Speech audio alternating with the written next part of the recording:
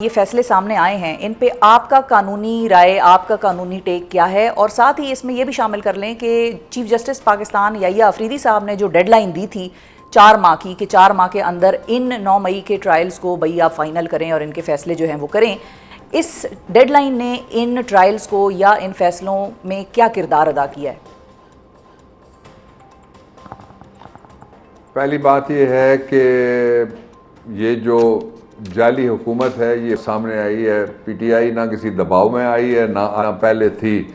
जब इमरान छीना गया तब भी नहीं आई, बल्ला छीना गया तब भी नहीं आई, जब इलेक्शन हमसे छीना गया तब भी नहीं आई, जब हमसे जमहूरी हक हमारा बाहर निकलने का छीना गया तब भी नहीं आई। जब भी इमरान खान ने कहा लोग बाहर निकले, 5 को भी निकलेंगे इंशाल्लाह। एक दूसरा ये कि जो आपने इस जजमेंट के हवाले से बात की है, जजमेंट इस वक्त मेरे हाथ में है जी। और ये जजमेंट कम है और लतीफ़ा ज़्यादा है। ये वैसी जजमेंट है जैसी जुल्फ़िकार अली भुट्टो को सियासी तौर पे सज़ा देने के लिए उस वक्त का जो मार्शल लॉ एडमिनिस्ट्रेटर था उसने एक मौलवी मुश्ताक ढूंढा था, अब मौलवी मुश्ताक ज़्यादा नंबर उनका हो गया है।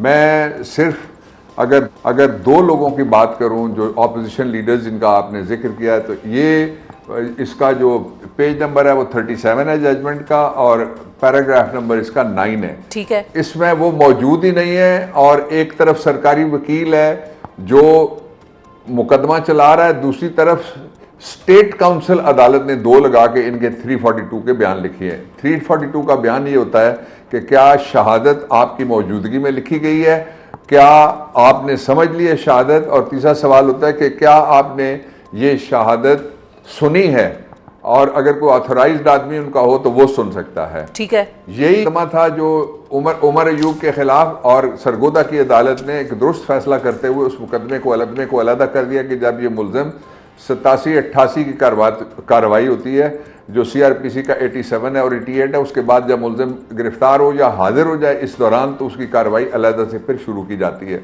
वो तो एक दुरुस्त रास्ता इस हद तक उस अदालत ने चुना।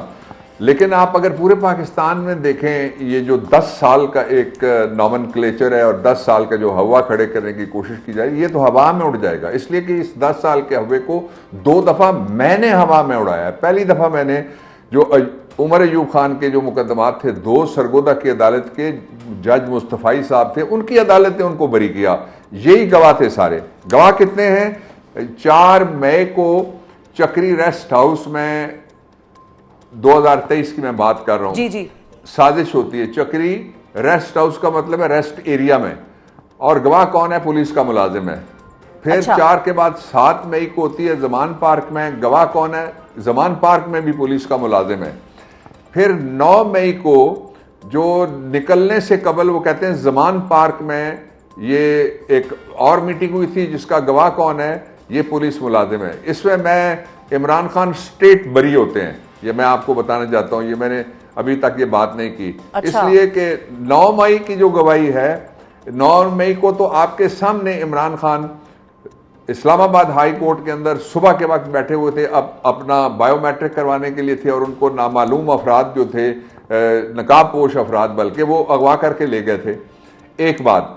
दूसरा ये है कि ये तीनों थाने के अंदर रहते हैं, 24 घंटे के ये मुलाजिम हैं। 4 तारीख को जो चक्री वाला था वो थाने के अंदर है, लेकिन उसने उस थाने में जाकर रिपोर्ट नहीं करवाई कि मैं एक जगह बैठा हुआ था और उस जगह ये साजिश हुई है और कल कोई बड़ा एक हंगामा होना है। एक इसलिए कि किसी को पता ही नहीं था, ना इसको पता था जो अपनी नौकरी के लिए या इनाम के लिए झूठी गवाही दे रहा है, अल्लाह के यहाँ पकड़ा जाएगा, अवाम भी पकड़ेंगे सबको जो झूठ बोल रहे हैं। अच्छा, दूसरा फिर 7 मई वाले ने भी यही किया। 9 तारीख को तो इमरान खान तो उनको तो 9 तारीख से अगले दिन जो है वो सुप्रीम कोर्ट ऑफ पाकिस्तान ने उनको रिहा करवाया। तो डॉक्टर साहब आप फिर ये भी कह रहे हैं कि ये गवाही है। अच्छा, एक सेकंड, 105 दिन तक ये गवाह खामोश रहे। मई में इन्होंने कोई रिपोर्ट नहीं करवाई। 9 मई के पर्चे होते हैं 9 और 10 को, उनमें इनका कोई नाम नहीं है, साजिश का कोई जिक्र नहीं है जिसमें ये सजाएं हो रही है। मैं जरा इनको उड़ाना चाहता हूं हवा में। दूसरा इसका जो पहलू है वो ये है कि मई में नहीं बोले, जून में नहीं बोले, जुलाई नहीं बोले, अगस्त में 105 दिन के बाद इन झूठे गवाहों को गढ़ा गया। और इसका जो दूसरा पहलू है वो ये है कि ये इनका जो बयान रिकॉर्ड हुआ है वो 24 अगस्त 2023 को हुआ है और इनका किसी एफआईआर में जिक्र नहीं है। इस शहादत के ऊपर सजा क्या, इन सबको नौकरी से फारिग करना चाहिए कि अगर तुमने कुछ सुना था तो तुम किस चीज की तनख्वाह लेते हो और हर्फ तुमने किस चीज का दिया हुआ है कौम को कि मैं आपको हर वक्त आपकी मैं रखवाली करूंगा। तो ये रखवाला जो था ये सोया रहा 105 दिन। ये सारी जिस तरह से पॉलिटिकल इंजीनियरिंग की जा रही है, जिसका हवाला आप दे रही थी कि जी सीटें खाली हो रही हैं, उनसे हमें कोई फर्क नहीं पड़ता, इसलिए कि हमारी कौन सी गवर्नमेंट है, सीटें अगर कम हुई हैं। मैं आखिरी बात इस पर यह कहता हूं कि ना डिस्क्वालीफाई होगा उमर अयूब, ना डिस्क्वालीफाई होगा साहबजादा हामिद रजा, ना डिस्क्वालीफाई होगा शिबली अहमद फराज, इसलिए कि ये जजमेंट है, इसकी जो अपील आएगी that is continuation of the trial. ठीक है। और हमने मशवरा शुरू किया हुआ है इंशाअल्लाह उल अजीज। ये जजमेंट दूसरी हमने उड़ाई थी, आपको याद है 1 महीना पहले मैं वकील था, उसमें 9 मई की सजा 10 साल हुई थी, इस्लामाबाद हाई कोर्ट ने उड़ा दी है। ये सब झूठ है। तो डॉक्टर साहब ठीक है, वो तो हम हुकूमत में रहना है नहीं रहना, अब तो वही एक डिबेट चल पड़ी है, गौर साहब ने जिस तरह से कहा उस पर मैं आती हूँ। लेकिन पहले केस के हवाले से आपने एक और बड़ी अहम बात की है, वो तो आपने लकूनास तो बड़े अच्छे आइडेंटिफाई कर दिए, बिल्कुल एक माहिर कानूनदान की तरह आपने लोगों को समझा दिया है। लेकिन जो आपने बात उमर अयूब साहब के हवाले से की है, क्या आप उनकी 2 मुकदमों में बरियत करा चुके हैं जिनमें कि इनको सजा हो गई है? जी, जिन मियां वाली के वो भी केस थे जिनमें वो बरी हुए। अच्छा, ये जज लाए क्यों गए? जो जज मुस्तफाई साहब थे उनकी अदालत पे एक दिन रात को वो अंदर ही रहते थे, वो बड़े फकीर आदमी थे, मेरी उनसे कोई मुलाकात नहीं है इससे पहले ना उसके बाद हुई है।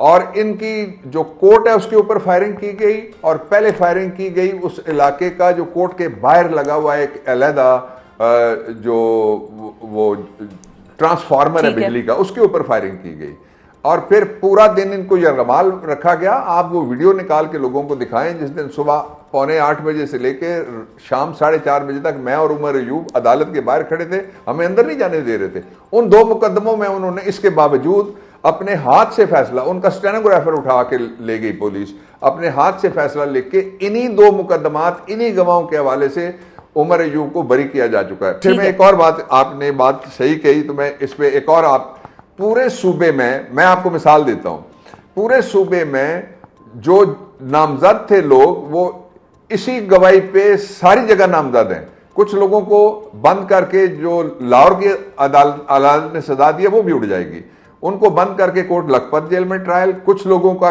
ट्रायल इसी इल्जाम में गुजरांवाला में, कुछ का फैसलाबाद में, कुछ का ट्रायल पिंडी में और कुछ का जो है वो सरगोदा में है। ये ऐसा तो बनाना रिपब्लिक कोई नहीं कर सकती जिस तरह का ये गवर्नमेंट फॉर्म 47 वाली कर रही है। अच्छा डॉक्टर साहब, एक और सवाल भी है यहाँ पर। इमरान खान और पीटीआई के दीगर क़यादत तो 9 मई वाक़यात की सीसीटीवी फुटेज ही मांगते रह गई और दूसरी जानिब ट्रायल कोर्ट से धड़ाधड़ फैसले भी सामने आ गए और उन्होंने ये मामला लपेट के साइड पे ही कर दिया। तो आपकी कानूनी राय में प्रोसिक्यूशन का कितना केस कमज़ोर था और अदालत ने किस बुनियाद पर ये सजाएं सुना दी? क्योंकि अगर सीसीटीवी मेन एविडेंस ही नहीं दिखाई गई या पेश नहीं हो रही तो फिर तो मामला दरमियान में लटका रहना चाहिए था, उस पर फैसला तो नहीं हो सकता। शिफा, आपने बहुत इंपॉर्टेंट सवाल किया। इसके 2 हिस्से हैं। इसका पहला हिस्सा ये है कि मैं शिबली अहमद फराज, उमर अयूब खान और सलमान और खोसा, ये हम गए थे, चीफ जस्टिस साहब ने शहबाज एंड कंपनी के बाद हमें बुलाया था। ठीक है। और वहां जब ये स्पीडी ट्रायल की बात आई थी तो मैंने उनसे गुजारिश की थी कि अगर कोई सुप्रीम कोर्ट, किसी मुल्क की जो एपेक कोर्ट है, वो जब ये कहती है कि आप इतने महीने में फैसला कर दें तो उसका मतलब ये है कि now justice is not rushed, it is crushed. वही हुआ एक।